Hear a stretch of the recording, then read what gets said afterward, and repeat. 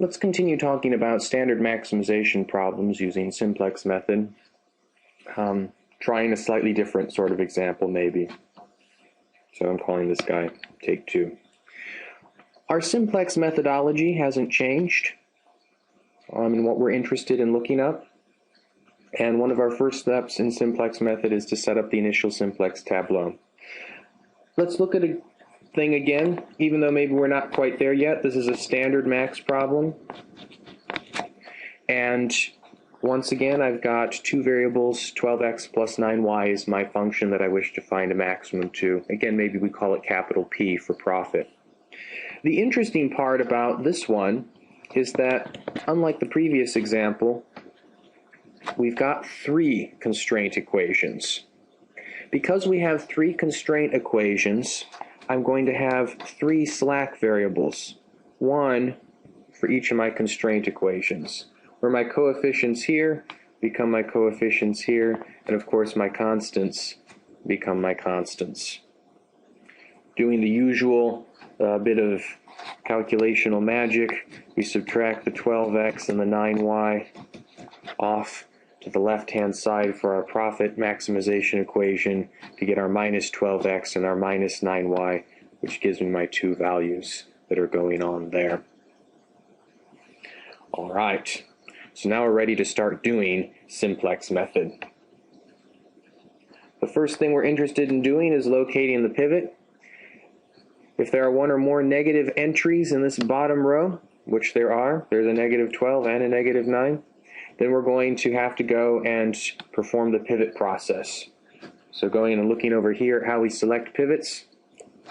Let me get rid of some things here so we can focus in on the useful parts here. We locate the most negative entry to the left of my vertical line, which maybe isn't quite living there so much as it might like to be, but maybe I can draw in a vertical line here, shade that in.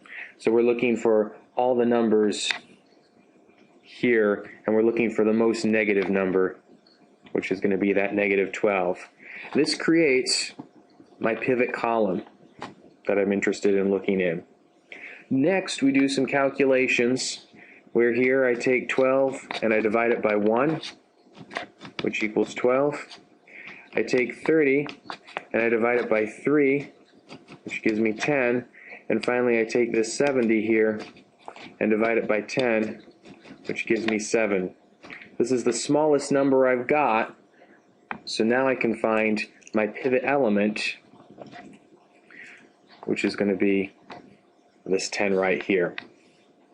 Once I know my pivot element, I figure out what I'm going to multiply this row by to force my pivot element to be 1, and so I'm going to multiply by 1/10. And when I do that multiplication by 1/10, 1/10 times 10 gives me 1. 7 times 1/10 gives me 7/10. 0 times 1/10 gives me 0. 0 times 1/10 gives me 0. 1 times 1/10 gives me 1/10. Again, another 0. And finally, 70 times this 1/10 leaves me with a 7. So now I've got my row equation here. And what I do with this row that's been modified is I look at it, and focusing in on the column we're going to be doing the pivoting in, I want to force each one of these numbers to become 0 using our normal row operations. So I guess it's row 3 that we're able to use and manipulate things. And so I need to figure out how I'm going to change row 1. So row 1 minus row 3 is going to give me a 0 in this first spot. That's great. That's awesome. And I'm going to go ahead and do that operation. So you're going to see 1 minus 1 gives me 0. You're going to see 1 minus 7/10 gives me negative 3/10. And you're going to see 1 minus 0 gives me 1. And you're going to see that 0 minus 0 gives me 0. And 0 minus 1/10 gives me negative 1/10. And 0 minus 0 leaves me with 0. And 12 minus 7 leaves me with 5. Again, I'd like this number to be 0. So I'm going to take row 2, and I'm going to subtract 3 times row 3 from it. So 3 minus 3 times 1 gives me a 0. 1 minus 7 times 3. Let's do that calculation out. 1 minus 3 times 7/10 equals 1 minus 7 times 3 is 21/10. 1 is the same thing as 1 over 1, which is the same as 10 over 10, which means I have 10 minus 21 over 10, which equals negative 11 over 10. This is my answer. You see, this becomes my answer down here. Continue doing row 2 minus 3 row 3. Go ahead and pause the video. And again, what you're looking for is each time you've got yourself an element from row 2, and then you subtract 3 times row 3, and that would get you 0. And then you've got your 1 times 3 times 0, and that gets you 1. 0 minus 3 times 1/10 is going to get me a negative 3/10, and so on. Keep on doing that calculation. Keep on filling in this matrix down here. And our final last calculation is I need this 12 to be a 0, and that needs to happen by me using this 1 here. So finally I'm going to have row 4 plus 12 times row 3. And that will be my last calculation that I have to do here. So I have negative 12 minus, negative 12 plus 12 times this, and that'll get me 0. And we have negative 9 plus 12 times 7/10, and that's going to get me a negative 6/10. Go ahead and carry through that calculation. Again, pause the video. Make sure you're able to run that calculation, but I'm just using this row 4 plus 12 row 3. And so focusing in as this very last calculation, with this being my row 4 minus, or actually, excuse me, I keep on saying minus, plus 12 row 3. We're going to finally get, this is my last column here. Now that I've got this matrix down here, it's time to reevaluate it. So I go back up to my simplex method, and it says if there are 1 or more negative entries in that bottom row, the optimal solution has not been reached. So I go and check this bottom row. Again, I'm looking to the left of what, if I was a slightly better computer graphics person, would have been a vertical line there. And I'm going to notice that I do in fact have a negative entry, and it's right here. So that means I repeat my process. I perform the pivot operation, and I have to figure out which one of these guys is my pivot. This time around it's just a little bit easier. This is my pivot column. Now I have to figure out which one my pivot is.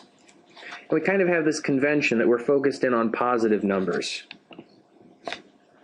Divide each positive entry in the pivot column into its corresponding entry in the column of constants. So as I go down here, this is not a positive entry, so I cross him off. This is not a positive entry, so I cross him off. This is my only option to be a pivot. It's the only positive one. And we take this positive number and we divide it into the column of constants, just like we were dividing things in the column of constants before. So I have myself a 7 that's getting divided by 7/10. That's 7 times 10 over 7. The 7's cancel. I'm left with 10. That's going to be my new number for that spot. And now again, notice what we do.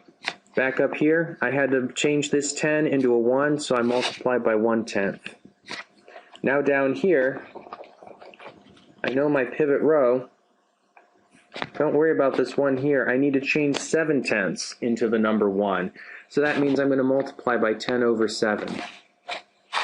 And as I do that multiplication, watch carefully.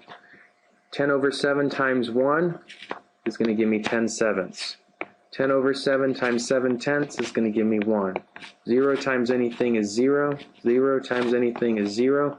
1/10 times 10 over 7, the 10s are going to cancel, and I'm going to be left with a 1/7.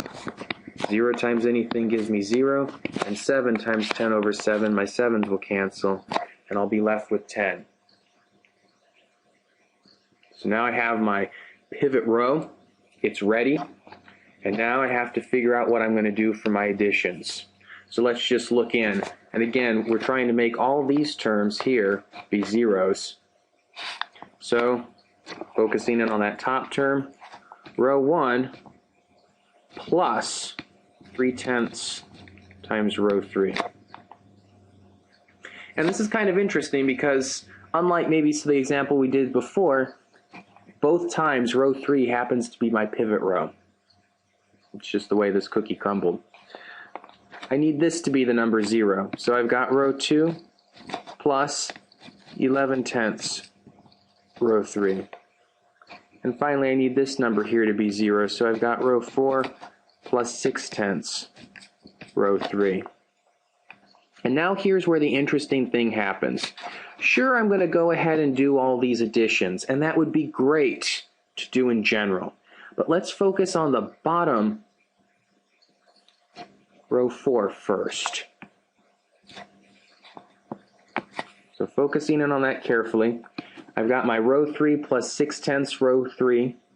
So I take 0 plus 6/10 times 10/10. I'm going to get myself 6/10. Again, go ahead and pause if you want to and work out that calculation. 0 plus 6/10, and then into here I plug my row 3 number of 10/7. 10s cancel, and I'm left with 6/7. I get my answer there. Just like I'd really like, when I add these two together under this pattern, I get a 0 here. 0 plus 6/10 times 0 is going to give me a 0. Again, 0 plus 6/10 is going to give me 0. I'm going to get myself 6/5 plus 6/10 times 1/7, and that's going to get me some awful fraction. I don't care because it's a positive. 0 and 1, so I'm going to get 1 plus 6/10 times 0. That's just going to be 1. And finally, and this is the one I'm maybe kind of extra interested in, actually do this calculation out. I've got 84 plus 6/10 times 10. The 10s cancel. I've got 84 plus 6, and that gets me 90. We're going to repeat the same calculation process for row 2 and row 1. And as we do that, notice something. This x column is becoming fractions, and I'm going ahead and calculating those fractions out because that's going to be important. But when I'm adding these 3/10 and this 11/10 to numbers like negative 1/10 and negative 3/10 and multiplying it by 1/7, we get some awful fractions here. And you can go ahead and calculate that out. It's perfectly fine, and it might even be a great idea. But I'm writing the word some awful fraction here for emphasis, not to say that fractions are bad, but to emphasize that I don't actually care what these numbers are. It doesn't matter. These numbers are vaguely kind of useless for us. All we care is that they're positive. And I don't even care that these are positive, I just care that this one down here is positive, and it was. So now I'm ready to interpret my matrix here. Again, we don't care too much about these. This one I only care that it's a positive number. Go back up to my simplex method. If all the negative entries are non-negative, the optimal solution has been reached. Proceed to step 4. And step 4 tells me this. The value of the variable heading each unit column. My constraint equations involved x's and y's. Those are my unit columns, but in particular, only the ones that actually have a unit get to be a unit column. So y has a unit. Notice x does not have a unit. This is a place where there would have been a chance for x to be 1, and again, I think in our previous example it was, but it's not this time. So the values of the variables heading each unit column is given by the entry in the constants. So I know that y equals 10. I know I'm going to get an x and a y answer for this, so y equals 10.